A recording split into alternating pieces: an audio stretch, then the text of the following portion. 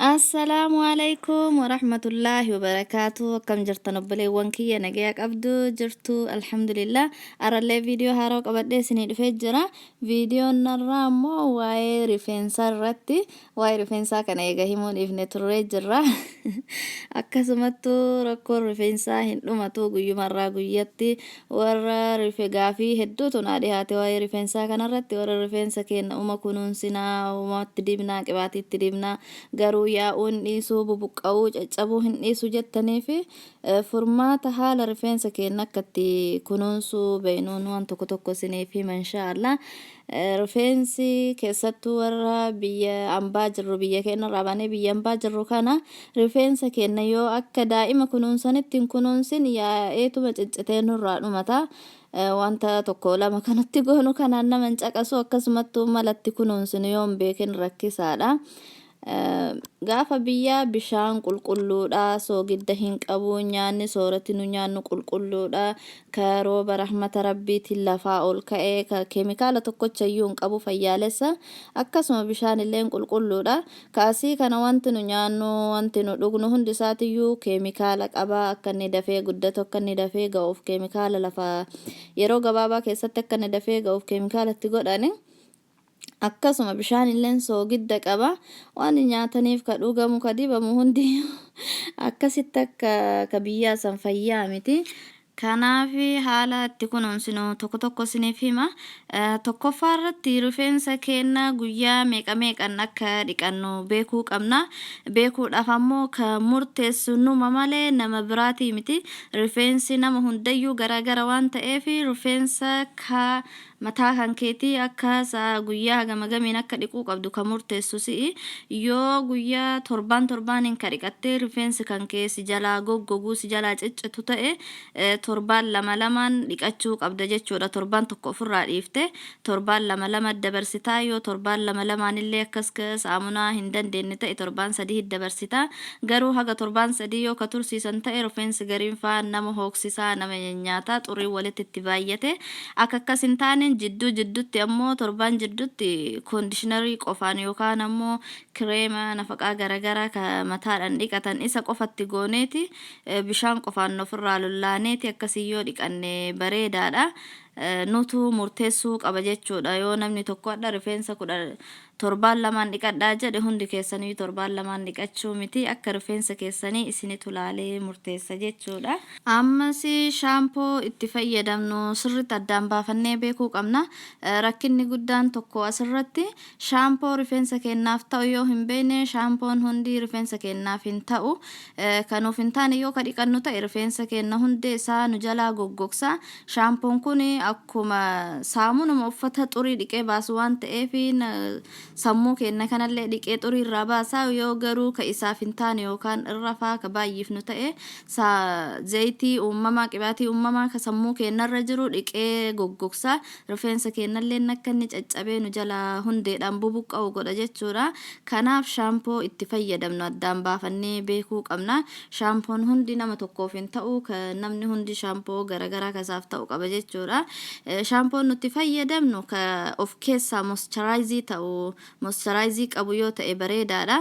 Ka ammasi salfeetii firii ta'e yoo ta'e bareedaadha jechuudha. Wayita dhiqannu harka keenyan rifeensa keenya hooquu osoo hin taane harka keenyan sirriitti massaajii yoo kakoonu ta'e massaajii san xurii hundee rifeensa keenya keessa jirullee irraa kaafna. Qaawwi rifeensa keenyallee akka babbanamee dhiigi sammuu keenya keessa akka barbaadametti deemuu nuuf taasisa jechuudha. Rifeensa keenya wayita qibaatii dibannu ta'e wayita dhiqannu ta'e sirriitti keessa isaa massaajii godhuu qabna. Ammas shaampoon booda koondishinarii fayyadamuu qabna. Namni tokko shaampoo qofaan dhiqatee akkasumatti ofirraa dhiisa. Shaampoon rifeensa keenya wayita dhiqu xurii irraa dhiqee achumaan hin goggogsa waan ta'eef koondishinarii yoo katti fayyadamnu ta'e immoo koondishinarii rifeensa keenya hin laaffisaa akka inni hin goggogne godha goggoginsa sanarraa baraara waan ta'eef koondishinarii fayyadamuu qabna. Yoo ka nutti tolu ta'e keessattuu warri rifeensa jajjabaataa fi jiddu galeessa faa qabu. Warra rifeensa sirriitti laafaaf illee rakkoo miti, garuu warra rifeensa jajjabaataa yookaan jiddu galeessa qabuu fi deep conditioner fi living conditioner illee yoo fayyadamtan hedduu tokko bareedaadha. Keessattuu living conditioner faan ofirraa hin lollaan akkasumatti dibatanii dhiisan waan ta'eef rifeensa keessan laaffisuudhaa fi hedduu tokko sin gargaara jechuudha. Ammas wayita rifeensa keenya filannu rifeensa keenya humnaan filatuu dhiisuudha. Humnaan yoo ka filannu ta'e sammuun keenya humnaan qabu rifeensi keenya jajjabaataa miti, bubuqqa'eetuma taraa yookaan ammoo hin caccaba. Wayita filannu bakka 3-4tti addaan babbaafneeti. Keessattuu yoo nama rifeensa dheeraa qabu taane rifeensa keenya hundeerraa qabnee filuu osoo hin taane addaan babbaafneeti jalqaba qaccerraa jalqabna. Qaccerraa filaa dhufneeti yoo qacceen addaan nuu bahee jidduu kanatti ol siqna harkaan qabaa jechuudha. Hundeen isaa akka nurraan bubuqqaanee fi jidduu kana fillaa yoo jidduu finne hundeerraa eegasii suuta gadi fillaa. Akkasitti haala sanii rifeensa keenya yoo ka filanne bareedaadha malee akkanumaan hin filla jennee filaa keessa keennee humnaan yoo ka harkifnu ta'e rifeensi keenya bubuqqa'ee nurraa dhumata jechuudha. Ammas moisturize rifeensa keenya eeguu qabna. Ka beekulleen ka eeguu qabulleen numa jechuudha. Rifeensa keenya wayitanii nurratti goggoge ka beeku nuhi haga rifeensa keenya goggogu akka hin eegne rifeensa keenya yoo ka goggogu ta'e qacceen isaa hin caccabaa hin bubuqqaa waan ta'eef haga rifeensi keenya hin gogne dura qibaatii rifeensa keenya wal ta'u dibuu qabna. Wayita dibnu ammoo sammuu keenya kana sirriitti massaajii godhuu qabna. Massaajiin sammuu keenyaa fi hedduu tokko bareedaadha, rifeensa keenyaaf nu gargaara jechuudha. Moisturize rifeensa keenyaa eegneeti akka inni nu jalaa hin goggogne godhuu qabna. Ammas qaccee rifeensa keenyaa yoo ka murru ta'e hedduu tokko bareedaadha.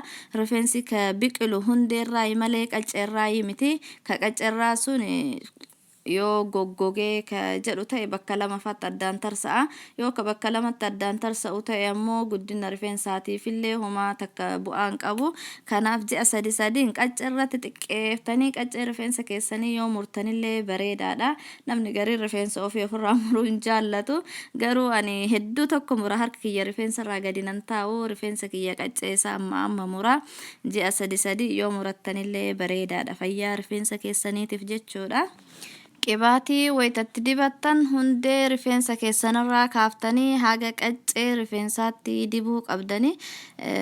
Namni gariin qibaatiin bishaanii hundee isaa qofaaf barbaachisa malee qacceef agas mara faayidaa hin qabu jedha. Garuu akkasii miti, rifeensa keenya innis yoo ka gadi dhuguu baatu ta'ellee rifeensi illee laafuu barbaada, gogiinsa hin barbaadu. Yoo ka goggogu ta'e hin ciccitan bubuqqaa waan ta'eef haga qaccee rifeensaatti wanta dibdan hunda isaatiyyuu dibuu qabdan jechuudha. Akka hundi isaatiyyuu laafuu fi guddinni rifeensa keenyaa kanama hunda garagara. Gariin uumamaaniyyuu akkanatti osoo namni ittiin ifaajiniyyuu dheeratee lafarraa harkifata. Gariin osoo kunna si'achitti ifaajuu dafee hin guddatuu fi garuu hunda keenyaafiyyuu walirra ariifata malee hin guddata rifeensi hundiyyuu. Haa ta'u isin guddina rifeensaa laaluu osoo hin taane fayyummaa rifeensa keessanii qofa ka eeguu qabdani. Rifeensi fayyaa argatee jennaan inni yoo hundeerraa hin bubuqqa'in yoo qacceerraa caccabee hin jedhin akka guddina isaatitti hin guddata inshaallah. Kanaaf isin wanti isin laaluu qabdan guddina rifeensa keessanii osoo hin taane fayyummaa rifeensa keessanii qofa ka eeguu qabdani. Wanta akka forforii faas akka hin godhanne eeguu qabdanii. Forforiin fangasiidha, farra rifeensaati. Rifeensa hundeen bubuqqisaa humna dhowwa waan ta'eef yoo ka forforii qabdan ta'ellee wanta forforii balleessu ammatti dibattanii ofirraa balleessuu qabdanii. Ammas haga hin dhiqanne dura wanta mana keessatti itti fayyadamu ka akka muuzii, abukaadoo, bishaan ruuzaa wanti kunniin faayidaa hin qabu jettanii tuffattanii hin dhiisina. Haa xiqqaatu yeroo sanii yoo faayidaa sin agarsiisinillee faayidaa bareedaa qaba. Hadhaaf kana fakkaataa wanti rifeensa keenya akkatti kunuunsuu dandeenyu karaa gabaabaadhaanii mala kana yoo itti fayyadamne inshaallah xiqqoollee ta'u bu'aarraa argattan jedhee abdii qaba. Yeroo itti aanutti shaampoowwan qibaatiiwwan kan kamtuu rifeensa keenyaaf bareedaadha ka jedhu walitti qabee ka rifeensa warra Afrikaa kanaaf bareedaa ta'e walitti qabee isiniif fida inshaallah.